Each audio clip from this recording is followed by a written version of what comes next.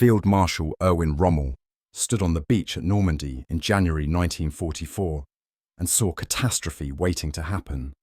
The vaunted Atlantic Wall, Hitler's fortress Europe. The impenetrable barrier that would hurl any invasion back into the sea was a fiction. Concrete bunkers sat incomplete. Mine belts had gaps you could drive a truck through. Beach obstacles were sparse and poorly positioned. Infantry divisions manning the defences were undermanned, under-equipped, filled with Eastern European conscripts who didn't speak German and didn't particularly want to die for the Third Reich. Rommel had 5 months to fix it. He threw himself into the work with desperate energy, driving his staff mercilessly inspecting positions, personally demanding improvements. But even he knew it wasn't enough. The fundamental problems ran too deep. The command structure was fractured. The reserves were positioned wrong. The Luftwaffe was shattered. The Kriegsmarine couldn't contest Allied naval supremacy. And Hitler controlled the armoured reserves, the only forces that might stop a determined invasion through a command system that guaranteed paralysis at the critical moment. When the invasion came on June 6, 1944, everything Rommel feared came true. The Atlantic Wall broke in hours. The command system failed completely. The Panzer divisions sat idle while Allied forces poured ashore. By the time German armour finally moved, the Allies had established beachheads too strong to dislodge. The failure wasn't tactical. German troops fought hard, and in some sectors inflicted terrible casualties. The failure was strategic, systematic, built into the structure of German defensive planning from the beginning. The Atlantic Wall existed more in propaganda than in reality. Hitler had ordered construction of coastal fortifications stretching from Norway to the Spanish border, thousands of bunkers, artillery positions, and strongpoints that would make any invasion impossible. Joseph Goebbels trumpeted the wall's strength in newspapers and newsreels. The German public believed their coastline was secure. The reality was construction far behind schedule, resources spread too thin, defences concentrated in the wrong places. The Pas-de-Calais region, the narrowest point of the English Channel, had the strongest fortifications. Hitler and the High Command believed the invasion would come there. The logic seemed unassailable. Calais was closest to England, closest to Germany, the obvious choice for a cross-channel assault. Normandy was different. The beaches were wider, more exposed. The approaches were longer. Logistics would be harder. But the defences were weaker. Rommel recognised this. He knew the Allies might accept the operational challenges of landing in Normandy to avoid the strongest fortifications. He pushed for more construction, more obstacles, more mines.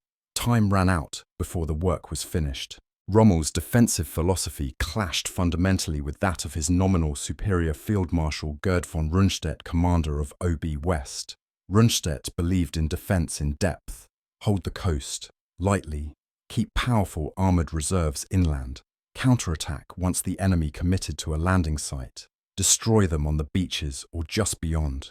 Rommel had fought the British and Americans in North Africa. He knew what Allied air superiority meant. Any large-scale movement in daylight brought immediate air attack. Moving armoured divisions from inland positions to the coast would take days, and the divisions would be hammered by fighter bombers the entire way. By the time they arrived, the invasion force would be dug in and reinforced. His solution: win the battle on the beaches. Pack the coastal defences with everything available. Place obstacles below the high tide line to rip the bottoms out of landing craft. Plant mines everywhere, millions of them, so dense that infantry couldn't advance and tanks couldn't maneuver. Position the Panzer divisions close to the likely landing zones, close enough to counterattack within hours. Kill the invasion before it could establish itself. Hitler refused. The Panzer divisions stayed under his personal control. They couldn't move without his express permission. This decision alone probably guaranteed Allied success. But even if the Panzers had been released immediately, other problems would have prevented effective counterattack. The divisions themselves were scattered. The 21st Panzer Division sat near Caen, reasonably positioned to respond to a Normandy landing. But the 12th SS Panzer Division was farther inland. Panzer Lehr was south of the Seine. The 1st SS Panzer Division was in Belgium. The 2nd Panzer Division was around Abbeville. None were positioned for immediate response to landings in Normandy. The deployment reflected strategic confusion. Were the divisions reserved for counterattack? Then they should be concentrated and positioned for rapid movement. Were they meant to defend specific areas? Then they should be dug in. Instead, they were dispersed, unable to defend their positions effectively and unable to concentrate quickly for counterattack. German intelligence had failed spectacularly. The Allies ran an elaborate deception operation, Operation Fortitude, that convinced German intelligence the main invasion would hit Pas-de-Calais, a phantom army group supposedly massed in southeast England opposite Calais, complete with fake radio traffic dummy landing craft and inflatable tanks. German reconnaissance aircraft photographed the preparations and reported a massive force preparing to cross the Channel. The deception worked perfectly. German intelligence estimated 79 Allied divisions in Britain when the actual number was closer to 35. They believed George Patton commanded the invasion force. Patton was actually in England commanding nothing. His assignment to lead an army group wouldn't come until after the invasion. But German intelligence rated him the best Allied general, so they assumed he'd lead the main attack. When Allied forces hit the Normandy beaches on June 6th, German high command believed it was a diversion. The real invasion would come at Calais once German reserves moved to Normandy. This assessment paralyzed decision-making for crucial hours. Why commit the Panzer reserves to Normandy when the main threat was still waiting to strike at Calais? The command structure made everything worse. Rommel commanded Army Group B, responsible for coastal defense. Rundstedt commanded OB West, the overall Western Theater. The Panzer divisions reported to Panzer Group West under General Leo Geyer von Schweppenberg, who answered to Rundstedt. Luftwaffe units answered to their own chain of command. Navy coastal batteries answered to the Kriegsmarine. Everyone had overlapping responsibilities and unclear authority. When the invasion began, Rommel wasn't even at his headquarters. He'd travelled to Germany to meet with Hitler and to celebrate his wife's birthday. He'd examined weather reports and judged an invasion impossible in the immediate future. The weather was terrible, the seas rough, exactly the conditions when amphibious operations don't happen. The Allies came anyway. They accepted the risk of rough seas because the marginally bad weather grounded the Luftwaffe and gave them tactical surprise. Rommel learned of the invasion hours after it began. By the time he returned to France, thousands of Allied troops were ashore. The defenders fought without illusions. The troops in the coastal bunkers knew they were doomed. Once Allied forces bypassed strongpoints, the bunkers became isolated tombs. No relief would come. Ammunition and supplies were limited. Surrender or death were the only outcomes. At Omaha Beach, German defenders inflicted horrific casualties. The 352nd Infantry Division, positioned in the bluffs overlooking the beach, had excellent fields of fire. Machine guns swept the beach. Mortars dropped shells into the landing craft. For several hours it appeared the landing might fail. American troops were pinned down, taking casualties, unable to advance off the beach. But weight of numbers told. More landing craft arrived. More troops came ashore. Naval gunfire suppressed the German positions. Slowly, infantry worked their way up the bluffs. By afternoon, penetrations had been made. By evening, the Americans held a fragile toehold. The 352nd Division had fought magnificently and lost anyway. At Utah Beach, the landing went almost perfectly. Troops came ashore in the wrong location due to strong currents, but the wrong location had weaker defenses. Casualties were light. By nightfall, the Americans had linked up with paratroopers from the 82nd and 101st Airborne Divisions. British and Canadian forces at Gold Juno and Sword Beaches faced similar patterns. Fierce initial resistance, gradual Allied success through sheer weight of men and material. German defenders fought hard. They inflicted casualties, but they couldn't stop the invasion. The Atlantic Wall, such as it was, held for hours at most before breaking. The airborne drops had scattered paratroopers across the Norman countryside. Many landed miles from their objectives. But the scattered drops created confusion for German defenders. Reports came in of paratroopers everywhere. Units received orders to guard against paratroopers in their rear, while also defending the coast. The fog of war thickened. The 21st Panzer Division, the only armoured unit close enough to counterattack, quickly received contradictory orders. Attack the beaches. No wait for clarification. No defend against paratroopers. No attack the gap between British beaches. The division finally moved late in the afternoon and advanced to within sight of the beach before pulling back. A single determined attack at dawn might have pushed the British back into the sea. That attack never came. The other panzer divisions didn't move at all. Hitler was asleep when the invasion began. His staff refused to wake him.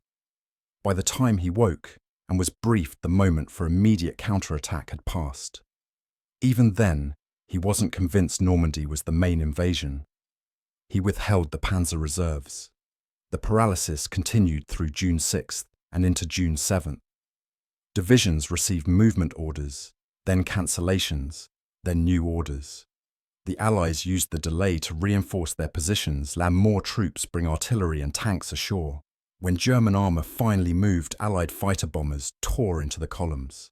The Panthers and Tigers that reached the front arrived in pieces, having bled strength during days of movement under air attack. Rommel's fears had materialised exactly. Allied air superiority made daylight movement suicidal. The fighter bombers, Thunderbolts, Typhoons, Mustangs hunted anything that moved. A tank column on a road drew immediate attack. Bridges were hit. Supply trucks burned. Medical convoys were strafed. Movement became possible only at night or in bad weather, and even then it was dangerous. The Luftwaffe barely existed over Normandy. Allied fighters outnumbered German aircraft by enormous margins. The few German aircraft that appeared were swarmed and shot down. Luftwaffe pilots were undertrained replacements. The experienced pilots were dead or fighting in the east. German aircraft technology had stagnated while Allied designs improved. The few Mi-262 jets that might have challenged Allied air superiority were held back by Hitler's insistence they be used as bombers rather than fighters. Naval support was non-existent. The Kriegsmarine had nothing that could contest Allied naval supremacy. German destroyers and submarines attempted to attack the invasion fleet and were destroyed or driven off. Allied battleships and cruisers hammered German positions with shells weighing hundreds of pounds. The naval gunfire was devastating, accurate, relentless, impossible to counter. German troops in Normandy fought in deteriorating conditions.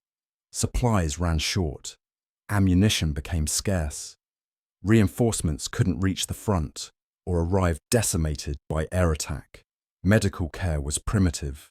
The wounded died of injuries that might have been treatable with proper facilities and supplies. Units held their positions because retreating was as dangerous as staying. The hedgerow country of Normandy favoured defence. Small numbers of determined troops with machine guns and Panzerfausts could inflict serious casualties on advancing Allied forces. But each defensive position, once surrounded or flanked, had to be abandoned. The line moved steadily backward. The strategic situation was hopeless. The Allies could reinforce faster than Germany could. They had complete air superiority. Their logistics were better. Their intelligence was better. They had more troops, more tanks, more artillery, more everything. The only question was how long the Germans could delay the inevitable. Rommel recognized this quickly. By late June, he was arguing for withdrawal from Normandy, for shortening the lines, for preserving the army to defend Germany itself. Hitler refused. Every foot of ground was to be held. No withdrawals, no retreats. Fight to the last man. This strategy guaranteed maximum losses for no strategic gain. Units that might have withdrawn intact to fight another day were destroyed in place. The Panzer divisions, Germany's last mobile reserves, were ground down in static defence, exactly the role they were least suited for. By the time the Allies broke out of Normandy in late July, the German forces in France were shattered. The Atlantic Wall concept was fundamentally flawed. You cannot defend everywhere. Static fortifications can be bypassed, isolated, reduced. Without mobile reserves to counterattack, without air superiority, without naval power, the wall was just concrete and steel, impressive to look at, useless in practice. The command problems were worse. The fractured command structure ensured that no one could make quick decisions. Hitler's control of the panzer reserves guaranteed delay at the critical moment. The intelligence failure meant reserves were positioned to counter a threat that didn't exist while the real invasion happened elsewhere. Even the troops betrayed the fortress's weakness. The best German divisions were on the Eastern Front. The units in France were second-line formations filled with overage soldiers, teenagers, conscripts from occupied territories. Some fought hard. Others surrendered at the first opportunity. Quality varied wildly from unit to unit. Rommel had done what he could. He'd improved the beach obstacles. He'd laid more mines. He'd repositioned units. He'd argued for better deployment of reserves. But he couldn't overcome the systematic problems. He couldn't give his troops air superiority. He couldn't fix the command structure. He couldn't convince Hitler that Normandy, not Calais, was the invasion site. On July the 17th, British fighters strafed Rommel's staff car.